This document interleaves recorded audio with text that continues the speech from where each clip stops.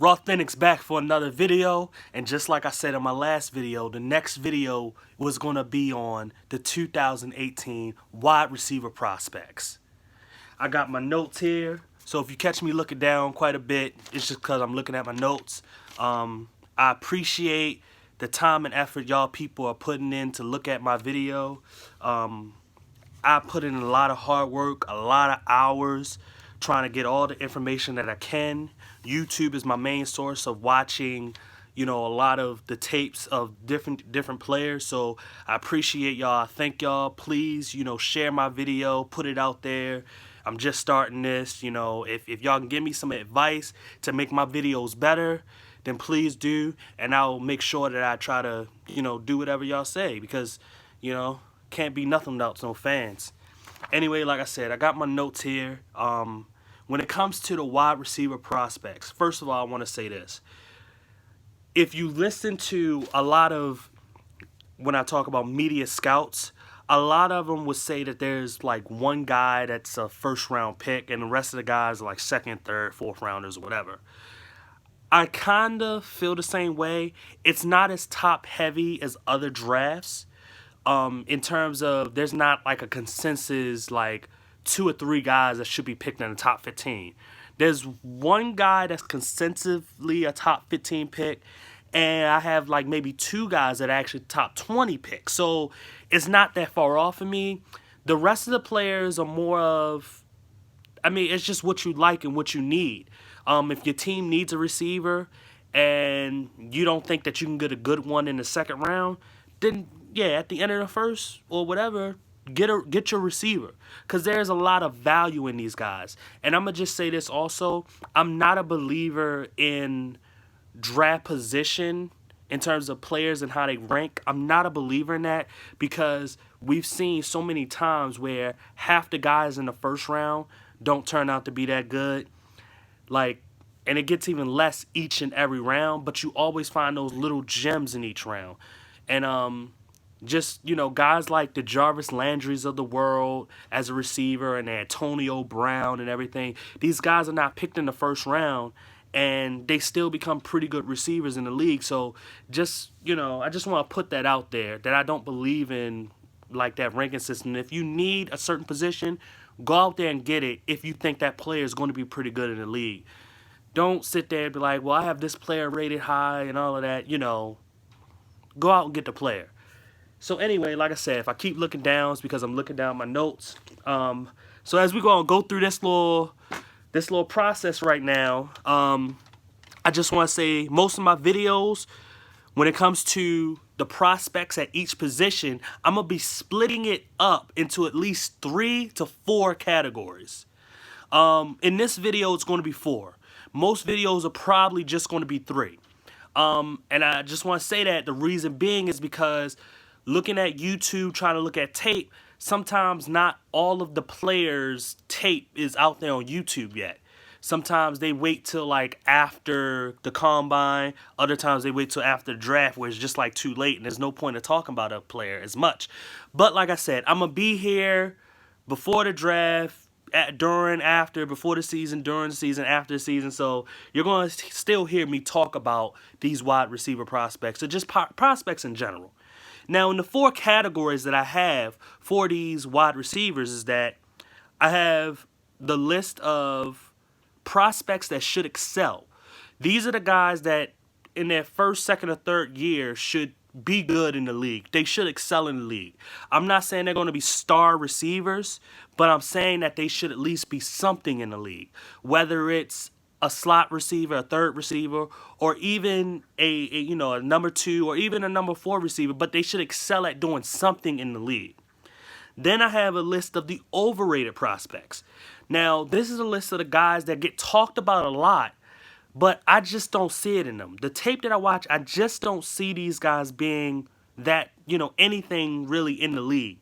And between those 2 categories, most of these receivers are looked at to being chosen in the first 3 rounds of the draft. So this is a list of, in the first 3 rounds, who are being put out there to being possibly chosen. I got the prospects that should excel is mostly those first 3 rounds, and the prospects that I think is overrated. And then the last two categories are the underrated sleeper prospects. These are guys that will get chosen in, the later rounds or possibly go undrafted that I think that will be pretty good in the league. And I got another category, like I said, it won't happen a lot, but it's called need more tape. And what that pretty much is that the category is more of I didn't see a lot from them because maybe they were from a small school, or it just wasn't a lot of tape out there because they weren't as big of a name as other players.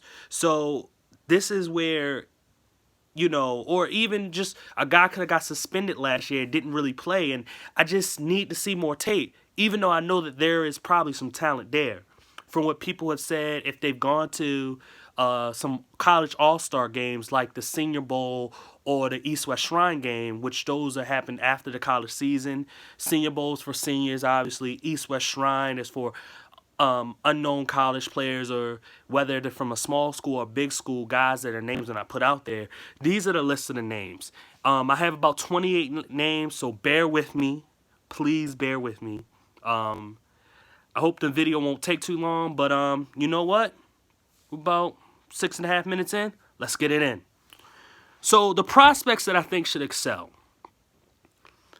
My number one prospect, and I don't like doing rankings of number one, number two, and all that for prospects, but a guy that I like the most is Courtland Sutton from SMU. 6'4", 215 pounds. The combine is going on right now, so I actually got some combine numbers. He ran a 4.55, which is not that bad, especially for a very tall receiver. What I see in him is a guy that he's not the greatest route runner because they don't really run a lot of routes at SMU. But he's a guy that is very physical, especially, his size. He should be physical. But the biggest thing that I always rate real high for receivers, because you can say, route running, speed, hands, yards after catch, blocking, whatever. But the biggest thing that I put higher on any category is being able to make the tough catches, or I don't know how to explain it, but it's the ability to just snatch the ball out of the air. Too many times we see receivers let the quarterback, when they throw the ball, and just kind of let the ball just fall into their hands. Then you got receivers that they don't just let it fall to their hands. They go out there and they snatch it. And it's something that, to me, it shows that mentality of a drive in a receiver to say, hey, I'm not going to let the quarterback dictate if I'm going to catch this ball. I'm going to make sure I catch this ball. And I've seen that type of ability in guys like Terrell Owens and Steve Smith and Odell and Julio Jones and A.J. Green and Antonio Brown. The list goes on and on and on. Those guys will go up and they will just get the ball. And it's not about catching a jump ball, being able to jump higher than the defensive back and being able to snatch the ball. It's not about that. It's literally making sure that you're the only one that catch that ball. And if you don't catch that ball, nobody else catches that ball. So Courtland Sutton is the best at doing that in college. And that's why I will have him as high on the list, and why I think he's probably the best. Now, there's another guy that's making a lot of headway that I really, really like as well. And maybe it's because I've seen so many videos of him now. He's got two brothers that are in college right now, and they're all just excellent receivers. And he works out. And when I say he works out, he keeps his body right. He trains so that he can always be the best on the field. And I look into that a lot, because it's like, to just show up to a football game and because you just got skill, that's not going to get you further. This guy works at it. And his name is Equanimeous St. Brown. It's hard to say. It's very hard to say, but I just call him EQ St. Brown. 6'4", 205 pounds from Notre Dame. He just ran a 4.48 in the 40-yard dash, which is definitely good for his size. And this is a guy that he reminds me a lot of A.J. Green in the NFL. He also reminds me of a player that came out last year in Corey Davis. Just being taller guys that had great route running skills and always gets open and then has pretty good hands. The one thing that I don't see from him as much as I see from Cortland Sutton is that the special trait of snatching the ball. I don't see it as much, but it ain't like he can't do it. It's just I don't see it too much. But I really, really like him. And me being a Baltimore Ravens fan, if the Ravens were to pick a guy, let's say a receiver at the 16th pick in this draft, Cortland Sutton and Equanimeous St. Brown would be two guys I would definitely want. So let's see what happens. One guy that's being mocked to us a lot, though, and is also being mocked a little bit higher, and there's a chance we may not get him. And I'm not too big on him, but I do know how good he is, and that is Calvin Ridley. Calvin Ridley is the most pro-ready receiver in the draft class. Now, when I say that in a way of he can run routes, he can catch, he's got speed, he can do a lot of great things, and he can run after the catch. Like, he's got a lot of stuff to him. But that one trait that I just said, the snatching the ball, I just don't see it from him. He's got everything else, but I don't see that. So to me, when he gets into the league, he's like a number 2 slot receiver to me. But I can understand why other scouts and teams will probably have him rated as the highest receiver, because when it comes to all of those traits, he's the best, to do it of all the receivers in the draft class. So, and route running is really put up there as like a top-notch thing that you should have as a receiver. Hands also being the top thing, which he does have, but the route running really does separate him. And he's a 6'1", 190-pound receiver from Alabama. Alabama has a history of, putting out some solid receivers, Julio Jones, Amari Cooper. So, we'll see what happens with Calvin Ridley. Now, I think that he will still be something in the NFL. I'm not knocking him. I just don't think he's going to be better than the first two guys I named. So now I'm going to really try to go through the list, and I'm not going to put into too much details, but guys that I really think should excel because they should be able to do something in the league over, their career. The next name, Christian Kirk. Christian Kirk, slot receiver, punt returner, kick returner. I don't know if he can be an outside receiver, but I know that he can be a playmaker. I like him, but as a first-round pick, I wouldn't put him there, but I know he can make magic happen. So that's why I really like him and think he's going to excel. Anthony Miller, now he's different. He's got the body of a slot receiver, but with Anthony Miller, he can play on the outside. It's like an Antonio Brown. He actually reminds me of him. Anthony Miller is a 5'11", 190-pound receiver from Memphis. And that's not a big school, but he always made plays. And then being a 5'11 receiver, the one thing that stuck out to me, and like I said, I don't put a lot of measurables, but for a receiver, there is one measurable that I do like looking at this just to see where a guy's at. He has 10-inch hands. For a 5'11 guy, 10-inch hands is huge. Because you know who has 10-inch hands? 6'6", 6'7" guys. He's 5'11. You know who also had 10-inch hands though? That was 5'11", Stephon Diggs and Odell Beckham Jr. So that's why I put a lot of stock into the hand size. And you see what happens when they got to the NFL. They had pretty good hands. Now, big hands don't mean that you're going to be a good receiver. But if you're already a good receiver and you have big hands, then it really explains, how good of a receiver you're going to be. Next name on the list is a guy that I liked before the season, and I still like him. His name is James Washington.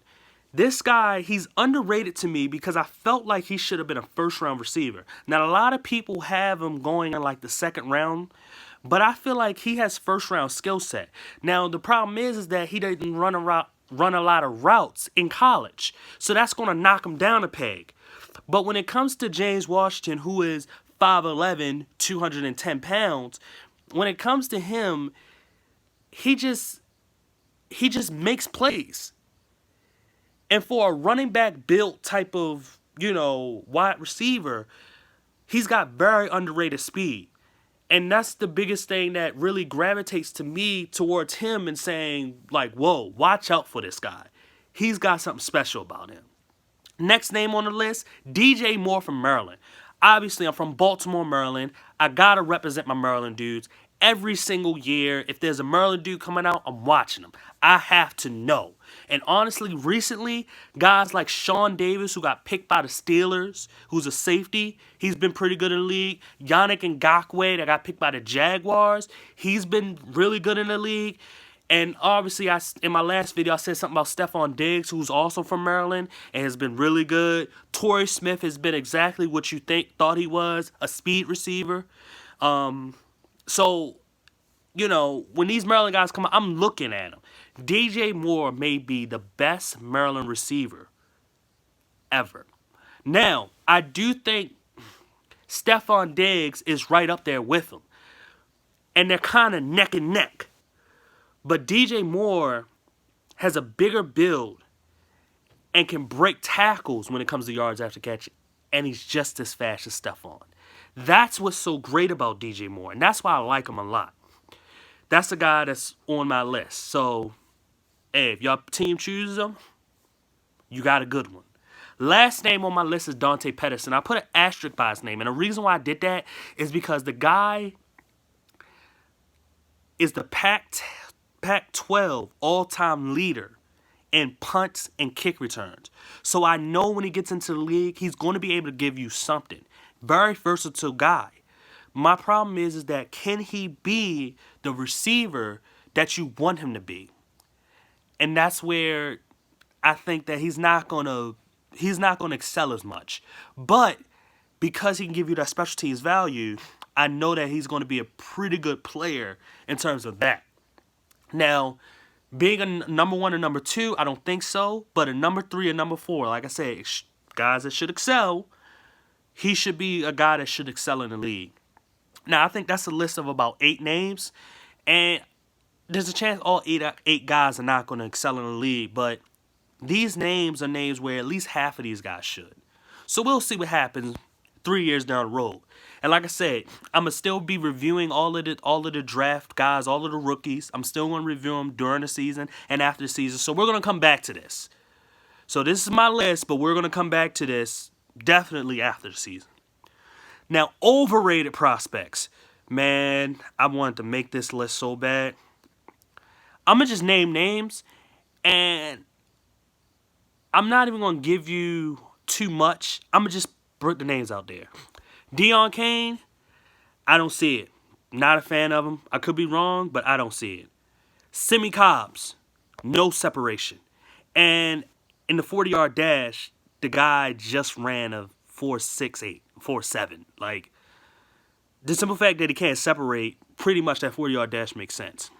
Marcel Atman, never really liked him too much, and he ran a 4.68. So, I mean, and 40-yard, I don't want to put too much into it because I got to look at him as a football player. But when you run a bad time and I don't like you, then it just kind of like, it just makes it even more like, yeah, I definitely don't like him.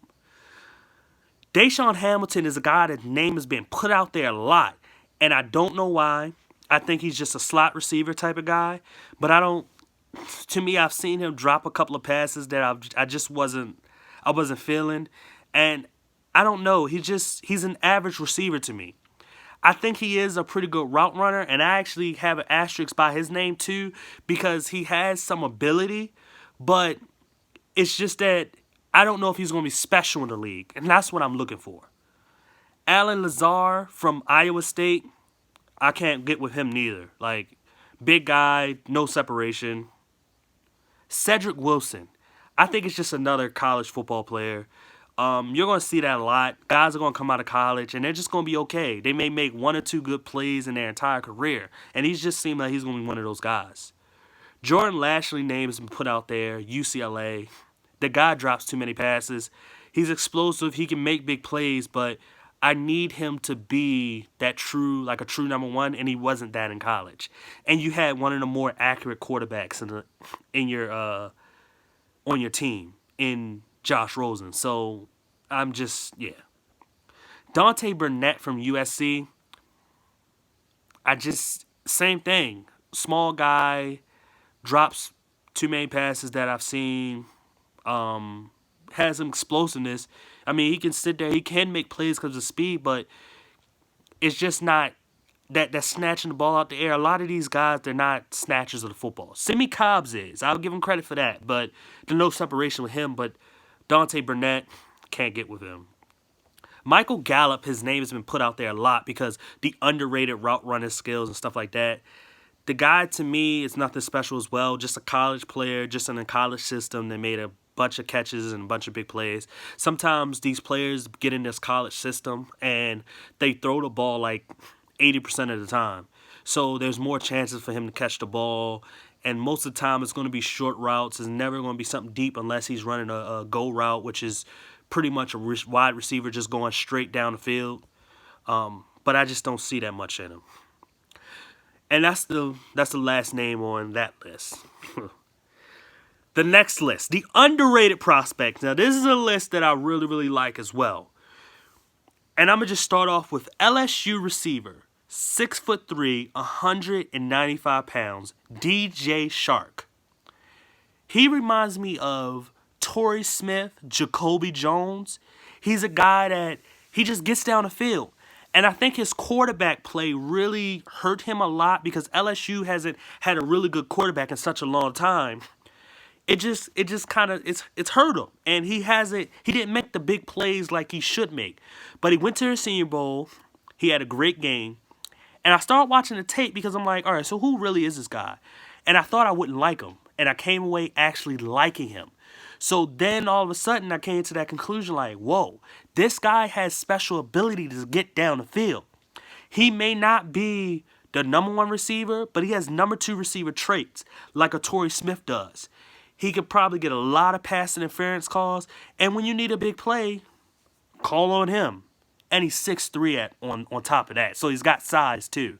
But that's the number one name on my list is underrated. Another name is a 6'5", 220-pound receiver of the name Jaleel Scott from New Mexico State. The guy is the most athletic, one of the most athletic receivers I've seen in this class, and he makes the most acrobatic catches. I mean, you're talking about jumping high in the air and getting 2 feet down, or just like, I mean, sometimes he doesn't get 2 feet down, but I mean, it's the guy has skill. Now, he didn't run a good 40, but he has skill. And it's very underrated. And if you draft him, you may be getting a good receiver that doesn't get talked about a lot. But trust me, this guy has skill.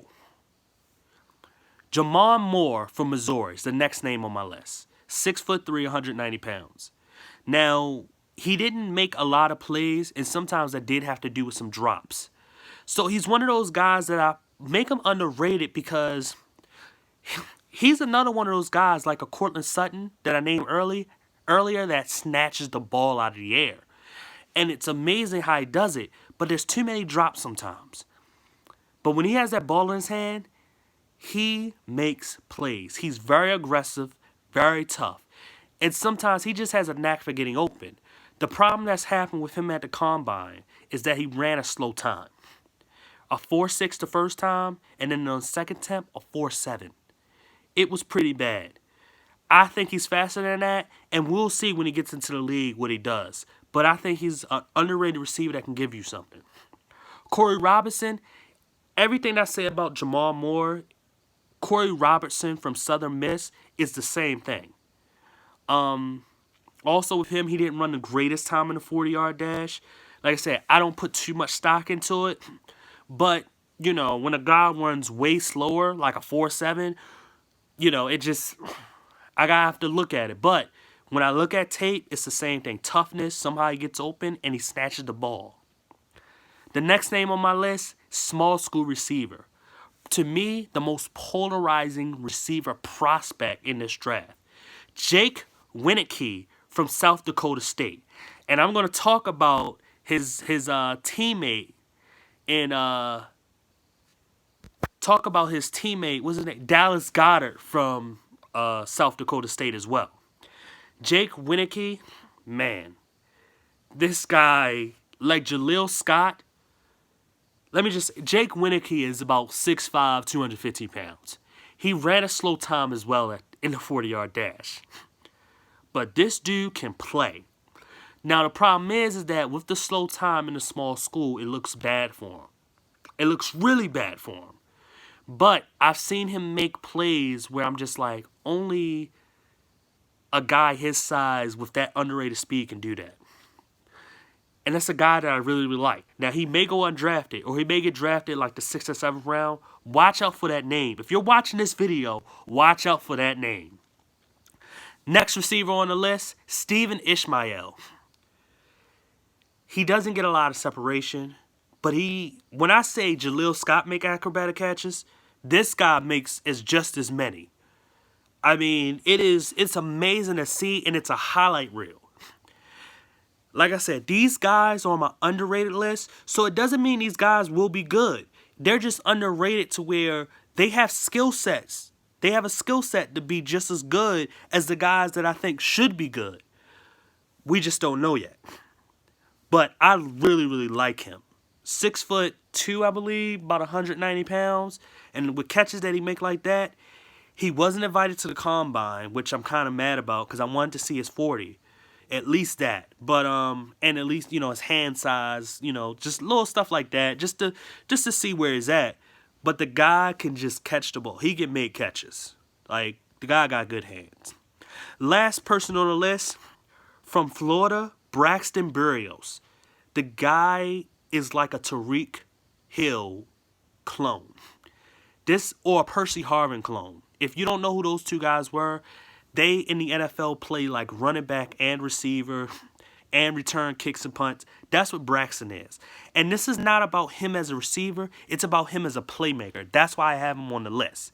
Him as a playmaker, the guy is one of the better playmakers in this draft. And I don't know if he ran in the 40. I'm not sure. He may have skipped it. I got to go back and see that part. But look, the guy has speed. And with his running back skill, with his receiver skill, with his return ability, he's going to be able to do something in this league. He's not going to be a full-time running back. He's not going to be a full-time receiver. But he definitely will be a full-time return guy you can use on end arounds. And if you don't know what an end around is basically when a receiver kind of runs behind the line of scrimmage, basically behind the quarterback, and the quarterback hands them the ball, and then they go all the way around to run to try to go upfield. I know it's hard to explain, but if you watch football, you've had to seen it before. So that was the last name on my list of that category.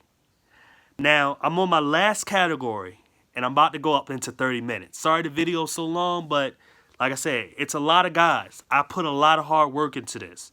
So please help me out. But need more tape. I'm going to just name these names, okay? Alden Tate from Florida State. Big school, has some type of production. Didn't run a good 40, but I need more tape on him. Because I wonder, is his production real? That 40-yard dash tell me his production is not real. So I need to know. Antonio Callaway is the most gifted receiver in this draft. And he played at Florida. But he got suspended last year, didn't even play. But he's the most gifted that you'll see. The problem is that he just got to stay out of trouble. And I need more tape. This is a guy that could literally go undrafted because of his character concerns. And it's sad, but that's what happens. Darius Fountain from Northern Iowa. And Justin Watson from University of Pennsylvania. I've really hardly seen any tape on both of them. But I heard they did good at the Senior Bowl, or I think it was East West Shrine game. I heard they did good at that game, or during the practices, with good route running and good hands. Now, those are just practices. But I put their names on there because I haven't seen the tape of them. So I don't know. But I'm putting their name out there to say, hey, if I come back and do another video on the wide receiver prospects, I should have more tape on these guys. But we'll see. I wish I will have more tape on these guys. They're from small schools, so maybe it won't be there. But hopefully it will. But pretty much, hey, that was the last name on my list.